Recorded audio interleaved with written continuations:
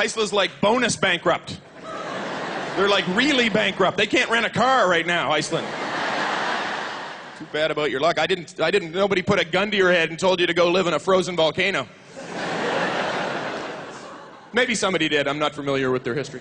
Hi, I'm Veronica with WatchMojo.com, and today we had the chance to go backstage and chat with comedian and comedy writer Tim Steeves. You think maybe it's time to legalize and tax marijuana? I'm just throwing out ideas. Yeah, the rim isn't the only thing we roll up in Canada. How did you decide to get into this career? I was a smartass when I was a kid, and my friends, there was a contest when I was in college called So You Think You're Funny, and some of my friends thought I should try that.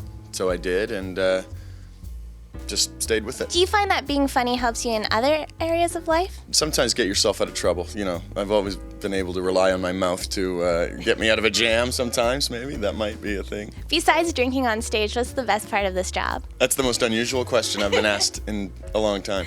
Well, I guess that's a good thing if you're allowed to drink at work. The number one thing would be no heavy lifting, and you're working about an hour and a half a day if you're working hard. You know, like tonight I'm going to do 2 shows, 45 minutes apiece, give or take, and so, you know, most people work a lot harder than that. Comedians often get that they're never going to make it, they should give it up. What's the best advice that you've gotten? It's probably try to find your own voice, do your own thing, look inside yourself and see what stories and what stuff is from you, you know, because when you first start out, you're going to be influenced by other comedians a lot, just like the same as a musician would be, you know, it takes time. Bill Cosby says it takes 10 years, and I agree. Besides doing stand-up comedy, you also write for popular TV shows, one of them being Talking with Americans. Hi, I'm Governor Mike Huckabee of Arkansas, wanting to say congratulations, Canada, on preserving your national igloo.